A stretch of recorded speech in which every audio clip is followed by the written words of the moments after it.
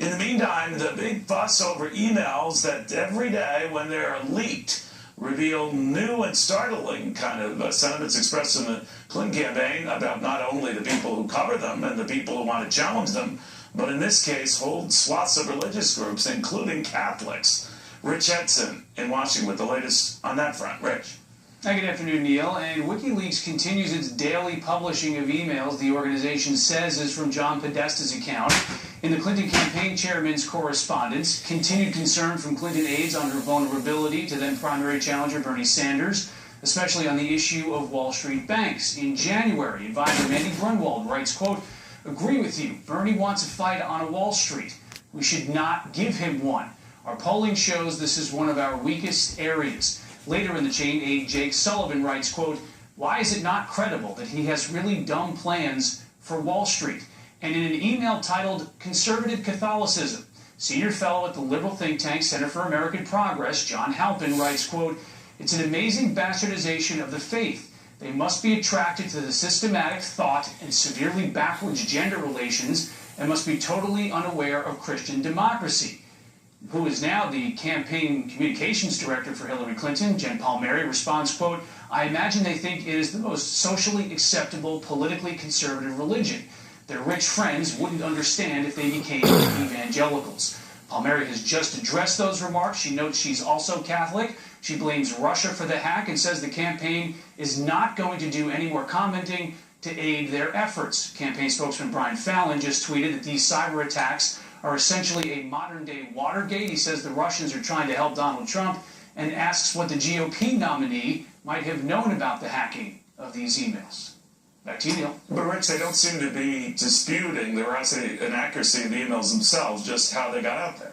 Their position on all of this is that they refuse to comment on the authenticity of any of these emails, saying, you know what, they could be fabrications, but we're not going to say which ones. And that's the position they've had since these emails started coming out a few days ago. Indeed, it has been. All right, Rich, thank you very much to the Catholic League's Bill Donahue, who sees a pattern here. Bill, what do you make of all this? Well, yesterday I said that Hillary Clinton, while she was implicated in one way, she's not morally culpable because John Podesta was involved in an exchange, even though he didn't participate verbally, he was involved, although not intricately, in some kind of exchange about anti-Catholic remarks. You just played them accurately. But today I'm calling for him to be canned. Now we have a much, much more serious development. Now we have John Podesta in conversation with Sandy Newman, a left-wing fellow traveler, so to speak, arguing that we need a revolution within the Catholic Church, to which Podesta says, yes, I've been working on it. That's why we created the Catholics United and Catholics Alliance for the common good. In other words, these two phony dissident Catholic organizations, which I've been at war with for years, funded by George Soros, were created by John Podesta for the purpose of being like termites to eat away at the foundation of the Catholic Church. Here's the pattern.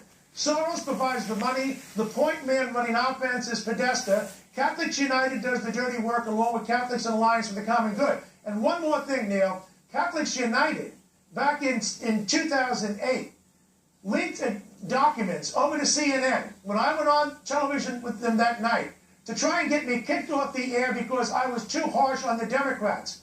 1 month later, right around Thanksgiving in 2008, those same documents, which, by the way, somebody at CNN was gracious enough to leak them to me, that's why I knew them, I get a summons from the IRS saying that I'm under investigation because I'm too critical, violating the IRS code.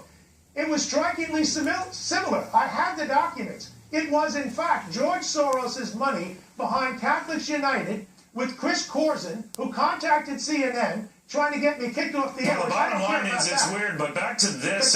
What's true in a lot of the emails is their disregard, even though they're not getting into the weeds here, their disregard for conservative Catholics versus more liberal Catholics, quoting from these emails. Many of the most powerful elements of the conservative movement are all Catholic. Many are converts from think tanks to the media and social groups. It's an amazing bastardization of the faith. They must be attracted to the systematic thought and severely backwards gender relations and must be totally unaware of Christian democracy. And I was thinking to myself as I was reading that, what if they were saying that of the Muslim faith? and how Muslim women are treated, and the Sharia law and all of this, and I'm just thinking, man, oh man, that would be slightly different. That would get certainly slightly different coverage. I mean, you talk about male clergy, too. You look at Orthodox Jews, you look at Mormons, you look at a lot of different religions, and a lot of them have the same idea of sexual reticence, which is taught by the Catholic Church. You know, I can put up with some stupid comments made by these people. What I can't put up with, beyond the bigotry, is when there's an integral plan setting up phony organizations to create a revolution, which is their term, within the Catholic Church. This is far more serious. John Podesta has to go. Hillary Clinton is now implicated. That's her campaign manager. No other religion would put up with this, and Catholics aren't either. But it's not just Catholics, right? It's evangelicals. It's those who are religious. It's those who have some values that they think are not in lockstep with a liberal movement. They all but say that. Now, they get dismissed as saying, all right, we're not going to talk about it because the Russians are leaking them. We're not going to vouch for veracity of one versus the other. But what's clear here is a dismissive view of the very religious, more to the point the conservative religious, as if they're all hypocrites. Well, that's true, that they're distinct.